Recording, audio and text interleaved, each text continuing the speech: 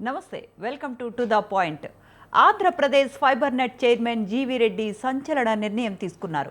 Fibre నెట్లో 3 ఉన్నతాధికారులను వెంటనే తొలగిస్తున్నామని ప్రకటించారు. Fibre net business and operations head Gandhamsetti Suresh, procurement assistant manager Shashank Haider Khan, AP fibre net chief technology officer Pappu భరద్వాజ్ను తొలగిస్తున్నట్లు తెలిపారు. ఫైబర్ నెట్ సంస్థలో మొత్తం 410 మందిని తొలగించామని ఆదేశాలు ఇచ్చినా ఇప్పటి వరకు వారు పట్టించుకోలేదని చెప్పుకొచ్చారు.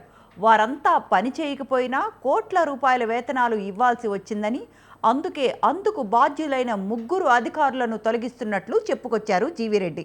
ఇదే అంశానికి సంబంధించిన విశ్లేషణ అందించడానికి మనతో పాటు జాయిన్ అయ్యారు బండారు రామ్మోహన్ గారు, ప్రముఖ పొలిటికల్ అనలిస్ట్. రామ్మోహన్ గారు నమస్తే అండి. నమస్తే. అసలు జీవీ రెడ్డి గారు ఫైబర్ నెట్ ఉన్నతాధికారులను తొలగించడంపై అంటే జీవీ రెడ్డి తీసుకున్న నిర్ణయాలు పొలిటికల్గా ఇన్ఫ్లుయెన్స్ అనుకోవచ్చా, ఆయన పాలనాపరమైన నిర్ణయాలే తీసుకున్నారు అనుకోవచ్చా? ఖచ్చితంగా జీవీ రెడ్డి గారు వ్యక్తిగతంగా తెలుసు. అట్లాగే మీరు ఒక సంస్థకు అధిపతిగా వచ్చిన తర్వాత కొంచెం టెక్నాలజీ పార్ట్ బాగా తెలిసిన వారు కనుక అందులో లోపాలు కనుక్కున్నారు, లోపాలను పరిశీలించారు. గతంలో ఆరోపణలు కూడా చేశారు. గతంలో టీడీపీ ఎన్నికలప్పుడు ఆరోపణ చేసింది ఆ సంస్థ మీద ఎక్కువ మంది ఉద్యోగం చేస్తున్నారని, మళ్ళీ ఫైబర్ నెట్ కనెక్షన్స్ తక్కువైనాయని. 10 లక్షల కనెక్షన్స్ ఉంటే 2019 వరకు 10 లక్షల కనెక్షన్స్ ఉంటే ప్రజలు 2024 వచ్చేవరకు 5 లక్షలు మీకు సగం తగ్గిపోయినాయి. మరి అన్ని కారణం ఏమిటి అనే దాని మీద వాళ్ళు మాట్లాడిండ్రు. ఇవాళ తీసుకునే చర్యలు సరిగానే ఉంటున్నారు. అంటే సంస్కరించాలి. జీవీ రెడ్డి గారు ఒక కార్పొరేషన్ ఫైబర్ నెట్ కార్పొరేషన్ కు చైర్మన్ ఎన్నిక ఏం చేయకుండా ఉంటే లాభం లేదు కదా. ఖచ్చితంగా లోపాలు పరిశీలించారు. ఇవాళ రాగానే రేపు నిర్ణయం తీసుకుంది కాదు. చాలా రోజుల నుంచి జీవీ రెడ్డి గారు చెప్తున్నారు సమితి గారు ఏది ఇందులో లోపాలు ఉన్నాయి. అందులో 3 లోపాలు గుర్తించారు. నెంబర్ 1, ఇది సంస్థ ఏదైతే ఏర్పాటైందో 2015 ఏర్పాటైంది. 17లో అది రాష్ట్రపతి గారు వచ్చి ప్రారంభించారు. దాన్ని ఇంటింటికి ఫైబర్ నెట్ అని చెప్పి దానిలో పైప్ అవన్నీ వేసి వైర్ మన కేబుల్స్ వేశారు, అవన్నీ వేశారు. వేసిన తర్వాత ఫైబర్ నెట్ కనెక్షన్స్ కూడా 5 ఏళ్లలో 10 లక్షల వరకు పెరిగినాయి. మన ఆంధ్రప్రదేశ్ రాష్ట్రంలో 10 లక్షల వరకు కనెక్షన్స్ వచ్చినాయి. వచ్చి 40 లక్షలు కేవలం వాళ్ళు పెట్టుబడి పెట్టింది కూడా చాలా తక్కువ. అంత 3.5 కోట్ల రూపాయలు పెట్టుబడి పెట్టారు. మన 3 కోట్ల రూపాయలు పెట్టుబడి పెడితే అది పూర్తయింది. 2,65,00,000 పెట్టుబడి పెట్టారు, పూర్తయింది ఫైబర్ నెట్ కనెక్షన్స్ ఇవ్వడంలో. కానీ 2019-24 దాకా దాని మెయింటెనెన్స్ కోసం అని, అంటే చారణ కోడికి బారణ మసాలా అంటారు కదా, సుమారు 5 కోట్లు ఖర్చు పెట్టింది. ఇదే ప్రభుత్వం 5 కోట్లు ఖర్చు పెట్టింది. అంటే మెయింటెనెన్స్ 5 కోట్లు, ఫైబర్ కేబుల్ అవి చేయడానికి ఏమో 2.5 కోట్లు ఖర్చు అయింది కదా. అట్లాగే 40 లక్షలతో ఉద్యోగులు అంతా 110 మంది 120 మంది ఉద్యోగులు ఉండేవాళ్ళు. ఏది మొదలు 2015 మంది పెట్టినప్పుడు వాళ్ళ 1310 మందికి ఉద్యోగులు పెంచారు. తప్పు కదా.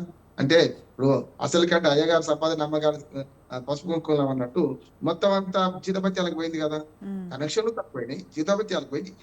సుమారు 21,160 కోట్ల రూపాయలు ఇవాళ అప్పులు మిగిలి దాని మీద, ఫైబర్ నెట్ కార్పొరేషన్ మీద 22,160 కోట్ల రూపాయలు అప్పులు మిగిలి. ఇది తప్పు కదా. మెయింటెనెన్స్ నిర్వహణ లోపం కదా. కనుక చెప్పు చూశారు సమితి గారు. ఏమని, కొందరు ఉద్యోగులు తీసేయండి, ఏమంటారు దానికి అభ్యాగత స్థానంలో ఉన్నారు, తెల్ల ఏనుగుడు సాధినట్టుంది. ప్రభుత్వం దాని మీద పెట్టుబడి పెట్టలేదు. ఇది వ్యాపారం. అసలు యాక్చువల్ గా నెట్, ఇది ఫైబర్ నెట్ అనేది వ్యాపారం. ప్రజలకు కనెక్షన్ ఇవ్వడం, తీసుకోవడం, డబ్బు తీసుకోవడం, కేబుల్ ఆపరేటర్లకు నుంచి డబ్బు తీసుకోవడం కదా. దీనిలో 10 లక్షల కనెక్షన్ 5 లక్షల కింద మిగిలిపోయినాయి. ఎందుకు తగ్గినాయి అంటే ఒక ఆరోపణ ఉంది ఈ ఉద్యోగుల మీద. వాళ్ళు ఏం చేశారంటే కనెక్షన్లు తక్కువ చూపెట్టి మనకు వాళ్ళ వేరే నాన్ అఫీషియల్ గా కనెక్షన్లు తక్కువ చూపించారు.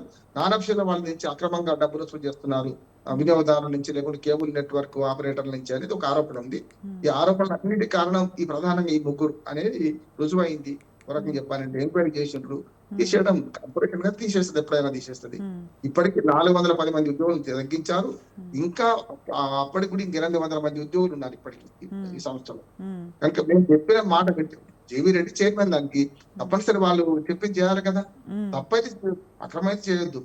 లీగల్ గా చెప్తున్నప్పుడు మనకు రూల్స్ ఫాలో కమంటున్నప్పుడు ఎందుకు ఊరుకుంటారు? కనుకనే ఈ 3 తీసేయడం నేను కొద్దిగా సమర్థిస్తున్నాను.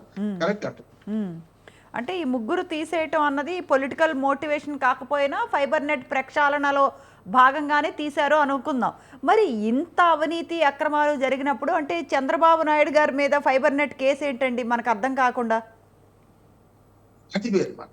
ఏమంటే ఆ కేసు వేరమాట. దానిలో అది దానిలో ఒప్పందాలు కుదుర్చుకోవడంలో ఇది జరిగిందని అంటున్నారు. అది వేరు ఇది. అప్పుడు ఆ కేసు వేరు, ఈ కేసు వేరు. అప్పుడు ఆయన అధికారంలో ఉన్నప్పుడు ఈ ఫైబర్ నెట్ దాంట్లో మనకు విదేశాలు ఒప్పందం కుదుర్చుకోవడం కానీ, నెట్ కనెక్షన్ తీసుకోవడం కానీ వీటిలలో జరిగిందని అంటున్నారు. అది ఇంతవరకు రుజువు అవుతుందని తర్వాత చూడొచ్చు. కానీ ఇది అట్లా కాదు. ఇప్పుడు సంస్థాగత లోపం కనపడుతుంది మనకు. మొట్టమొదటి తక్కువ 40 లక్షల ఉద్యోగాలను 2-3 కోట్ల రూపాయలు ప్రతి నెల ఉద్యోగాలకు వెచ్చించాల్సి వస్తున్నది. దానివల్ల 2160 కోట్ల రూపాయలు నష్టం ఎందుకు వచ్చింది అంటే ఉద్యోగం నేటగా సరిపోయింది కదా. అందుకే 3 లోపాలు కనపడుతున్నాయి. ఒకటేమో కనెక్షన్లు తగ్గినాయి, నిర్వహణ ఖర్చు చాలా పెంచిండ్రు. అసలు అందులో ఉద్యోగాలు చేయకుండా చాలా మందికి అది వైఎస్ఆర్సీపీ వాళ్ళతో అంటకాగారు. వైఎస్ఆర్సీపీ అంటే వైఎస్ఆర్సీపీ ఎమ్మెల్యేలు కానీ ఎంపీలకు కానీ డ్రైవర్లుగా ఉన్న వాళ్ళకు కూడా ఇక్కడ అపాయింట్మెంట్ లెటర్లు ఇచ్చి అంటే పని చేయకుండా కొన్ని కోట్ల రూపాయలు ప్రజాధనం వేస్ట్ చేశారు అన్న ఆరోపణలు కూడా ఉన్నాయి. ఆ మనీ ఏమైనా రికవర్ చేసే అవకాశం ఏమైనా కనిపిస్తోందా అండి? తర్వాత మొదటి దశలో మాత్రం జీవీ రెడ్డి గారు ఒక మంచి క్లారిటీ ఇచ్చింది. ఏంటంటే ఇక్కడ పని చేయని వాళ్ళని తీసేస్తున్నాం కానీ లేకపోతే ఉంటది కక్ష. జనరల్ గా రాజకీయం అంటే కక్షాదింపు ఉంటుంది. నేను దాన్ని పూర్తిగా జీవీ రెడ్డి గారు చేసేది అంతా కరెక్ట్ అంటలేదు. కానీ మనకు పైకి కనపడుతున్న వాస్తవాలు చూస్తే ఒకటి కనెక్షన్ తగ్గింది, రెండోది నిర్వహణ ఖర్చు చాలా పెంచిండ్రు, అవసరం లేని ఉద్యోగులను బాగా పెట్టుకున్నారు. వందలాది ఉద్యోగులు ఎక్కడి 100 ఉద్యోగాలు, 160 ఉద్యోగాలు ఇక్కడ, 1110 ఉద్యోగాలు ఇక్కడ, ఉద్యోగ సంఖ్య పెంచిండ్రు. మన ఫలితాలు ఏమైనా వచ్చినాయి? ఉద్యోగులు పెరిగినప్పుడు నైపుణ్యం పెరగాలని దాంతో మన ఫలితాలు రావాలి కదా. కనెక్షన్ 10 లక్షలు 20 లక్షలు కావాలి. తీవ్ర దృష్టి ఏంటంటే వడ్డిపోయిన ఆవులుగా తయారు చేసిండ్రు. దాన్ని 260 కోట్ల రూపాయలు నష్టాలతో ఉన్నది, ఇవాళ మొత్తం అప్పులతో ఉన్నది. కనుక సంస్కరించడంలో భాగమే. ఆర్థిక సంస్కరణ లేకుండా ఏ ప్రభుత్వాలు బాగుపడాయి? గత ప్రభుత్వం అయినా చేసిన తప్పులను సరిదిద్దాల్సిందే కదా ఈ ప్రభుత్వం. అది కాక ఇవాళ రాగానే ప్రభుత్వం రేపటి నుంచి ఆ పని మొదలు పెట్టే కథ. ఇప్పుడు 7 నెలలు అయితే ప్రభుత్వం వచ్చి 5 నెలలు చెప్తున్నారు, అయినా వాళ్ళు వినడం లేదు. తీసేసిన ఉద్యోగాల గురించి జీతాలు ఇస్తున్నారు ఇప్పటికి కూడా. అది కూడా జరుగుతుంది కదా అంటున్నారు. అంటే వాళ్ళు చెప్పిన ప్రభుత్వం అధికారికంగా చెప్తున్న సమాచారం ప్రకారం అయితే ఇది లేకుండా ఉండదని నేను అంటున్నాను. అంటే గవర్నమెంట్ వాళ్ళు కూడా గత ప్రభుత్వానికి అనుకూలంగా ఈ ముగ్గురు వ్యవహరించారు అని కూడా ఆరోపిస్తున్నారు. దీన్ని మీరు సమర్థిస్తారా? ఇప్పుడైనా అధికారులు ఐఏఎస్లు మారిపోయిన సమర్థి గారు, పోలీస్ ఆఫీసర్లు ఉన్నారు. కాకపోతే ఫలితం అనుభవించేది వాళ్ళే కదా అంటున్నారు. మొన్నటిదాకా సిబిఐ చీఫ్ ఉండే, మన సిఐడి చీఫ్ ఉండే సంజయ్ ఏమైందో ఇవాళ జైల్లో కూర్చున్నాడు కదా. మన జత్వాని కేసులో, కాదంబరి జత్వాని కేసులో 3 పోలీస్ ఆఫీసర్లు, నిజాయితీ గల ఆఫీసర్లు అని పేరున్నాడు. మరి ప్రభుత్వం చెప్పినట్టు వింటే ఎవరు పోయిన జైలుకు? వాళ్ళే పోయిన కదా జైలుకు. అంతేందుకు రాజశేఖర గారి హయాంలో కూడా శ్రీలక్ష్మి గారు, బిపి ఆచార్య గారు, అంటే వీళ్ళు రాజకీయ నాయకులు చెప్పినట్టు ఆడితే ప్రభుత్వం శాశ్వతం, పార్టీలు శాశ్వతం కాదు. కానీ వాళ్ళు చెప్పినట్టు ఆడితే ఎప్పుడైనా సరే కష్టం వస్తుందనే సంగతి గ్రహిస్తే సందర్భం రాదంటున్నారు. వీళ్ళు ముగ్గురు మన జగన్మోహన్ రెడ్డికి వినకపోతే తర్వాత సంగతి. సంస్థాగత లోపాలు స్పష్టంగా కనపడుతున్నాయి. ఈ సంస్థాగత లోపం సరిదిద్దామని వాళ్ళు టైం ఇచ్చిండ్రు. 7 నెలల తర్వాత కూడా ఇంకా సంస్కరించుకోకుండా తీసేసిన ఉద్యోగులు కూడా జీతాలు ఇచ్చుకుంటూ, మీరు అంటే 2 చోట్ల ఉద్యోగాలు చేస్తున్న వాళ్ళు, అసలు ఇక్కడ ఉద్యోగం చేయకుండా పార్టీ ఆఫీసులలో లేకుంటే మంత్రుల దగ్గర పిఏ చేసిన వాళ్ళకు కూడా, పిఏగా లేకుండా చిన్న ఉద్యోగాలు ఉన్న వాళ్ళకు కూడా ఇందులో పని అంటే ఉద్యోగం కల్పించారు. అంటే పని చేయకుండా జీతం ఆటోమేటిక్ వచ్చింది అనేది ఆరోపణ. సరే, ఈ వీటి మీద తీసేయంగానే పోలే, వాళ్ళు ఖచ్చితంగా వాళ్ళు కోర్టుకు పోతారు, లేకపోతే తగిన సంస్థలను ఆశ్రయిస్తారు, అక్కడ ఎంక్వైరీ జరుగుతుంది. తప్పు లేకపోతే మళ్ళీ వాళ్ళు అపాయింట్ అవుతారు. ఏమున్నది? అంటే రామ్మోహన్ గారు, గత ప్రభుత్వం అంటే ఇప్పుడు ప్రక్షాళనలో భాగంగా, ఫైబర్ నెట్ ప్రక్షాళనలో భాగంగా గత ప్రభుత్వం తీసుకున్న నిర్ణయాలలో ఏ మార్పులు చేర్పులు జీవీ రెడ్డి గారు చేసే అవకాశం కనిపిస్తోందండి? ఒకటి, ఉద్యోగ భారాన్ని తగ్గించుకుంటాడు ఇప్పటికీ. రెండోది ఏమంటే 2100 కోట్ల రూపాయల నష్టానికి ఎవరి కారణం అనేది 2 చూస్తారు. ఇంకోటి కనెక్షన్ ఎందుకు తగ్గినాయి, అవకాశం కనిపిస్తోందా? ఈ 3 మీద ఎంక్వైరీ జరుగుతుంది. అంటే కనెక్షన్స్ ఇంకా రెట్టింపు చేస్తారు. 10 లక్షల నుంచి 5 లక్షలకి తగ్గింది ఎందుకు అని దాని మీద అంటే ఆలోచించే అవకాశం ఉందా, లేకపోతే ఇప్పుడు పెంచే అవకాశం ఏమైనా కనిపిస్తోందా? పెంచే చేయాల్సిందే. కార్పొరేషన్ చైర్మన్ తన మీద బాధ్యతనేమో దీన్ని ఎట్లా డెవలప్ చేయాలి అది వేరు. జరిగిన నష్టాన్ని పూడ్చుకోవాలి కదా. మొదలు జరిగిన నష్టానికి బాధ్యులు ఎవరు, దానికి ఎట్లా పూడ్చుకుందామని చేయాలి కదా.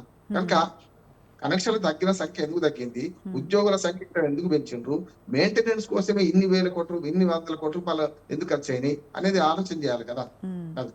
560 కోట్ల రూపాయలు మెయింటెనెన్స్ కి అంటే దాని వ్యవస్థ నిర్మాణానికంటే వ్యవస్థ నడిపించడానికి అంతకంటే ఖర్చు ఎందుకు అయింది?